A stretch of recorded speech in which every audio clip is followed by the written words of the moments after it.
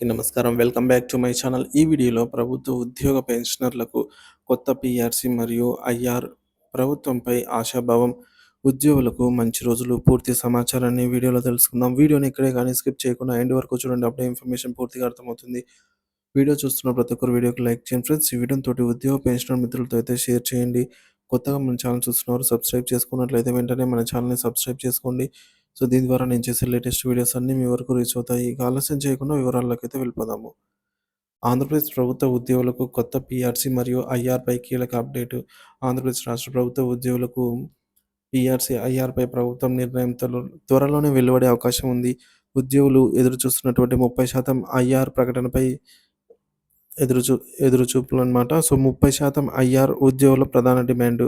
ప్రస్తుత పరిస్థితుల్లో ధరల పెరుగుదల ఆధారంగా జీవన వ్యయాన్ని దృష్టిలో ఉంచుకొని ప్రభుత్వ ఉద్యోగులకు 30% అయినా అట్‌లీస్ట్ ఐఆర్ ఇవ్వాలి అని చెప్పి ఉద్యోగ సంఘాలు డిమాండ్ చేస్తున్నాయి. 11వ పీఆర్సీకి తగ్గకుండా కనీసం 30% ఐఆర్ ప్రకటించాలని ఉద్యోగులు ఆశిస్తున్నారు.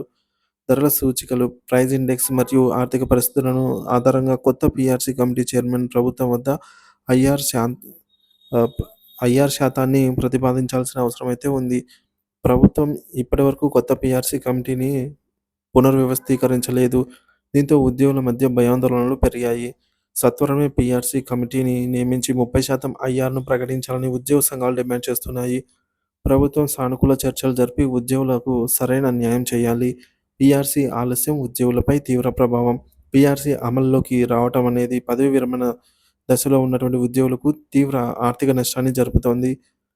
పెన్షన్ లెక్కింపు, గ్రాట్యుటీ, కమ్యుటేషన్ లెక్కింపుపై ప్రభావం చూపుతోంది పీఆర్సీ.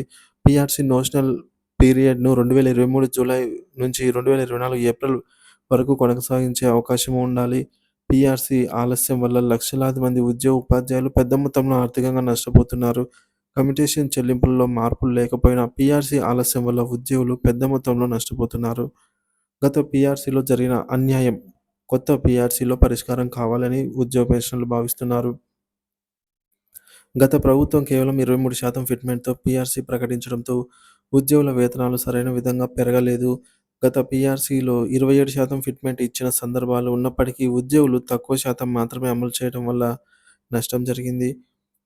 ప్రస్తుత ప్రభుత్వం దీనిని పునఃసమీక్షించి తగిన విధంగా పీఆర్సీ అమలు చేయాలి. ఇప్పటికైనా 30% ఐఆర్ ప్రకటించి ఉద్యోగులకు తగిన ఉపశమనం కలిగించాలనైతే డిమాండ్ చేస్తున్నారు. ఉద్యోగ సంఘాల డిమాండ్లు. పీఆర్సీ ఆలస్యం కాకుండా తక్షణమే పీఆర్సీ కమిటీ నియమించాలి. 30% తగ్గకుండా ఐఆర్ వెంటనే ప్రకటించాలి. పీఆర్సీ నోషనల్ పీరియడ్‌ను 2023 జూలై నుంచి 2024 ఏప్రిల్ వరకు కొనసాగించాలి. పదవీ విరమణలో ఉన్న ఉద్యోగులకు ఆర్థిక నష్టం లేకుండా తక్షణమే నిర్ణయాలు తీసుకోవాలి. ద్రవ్యోల్బణాన్ని సమన్వయం చేసుకొని వేతనాల్లో తగిన పెరుగుదల కల్పించాలి అనైతే కోరుతున్నారు. ప్రస్తుతం పీఆర్సీ, ఐఆర్‌లపై ఉపాధ్యాయ వర్గాలు ఎంతో ఆశాభావం వ్యక్తం చేస్తున్నాయి. ఎదురు చూస్తున్నారు. ప్రభుత్వం త్వరలోనే సానుకూల నిర్ణయం తీసుకోవాలని ఉద్యోగులు కోరుతున్నారు. ఇకపోతే పీఆర్సీ ఆలస్యం కొనసాగితే ఇది ఉద్యోగులకు పెద్ద నష్టంగా మారనుంది. ఈ నేపథ్యంలో ప్రభుత్వం త్వరలోనే ఈ అంశాలపై స్పష్టమైన ప్రకటన చేయవచ్చు అని అంచనా. మరి ప్రభుత్వం ఉద్యోగుల ఆశలను నెరవేర్చుతుందా?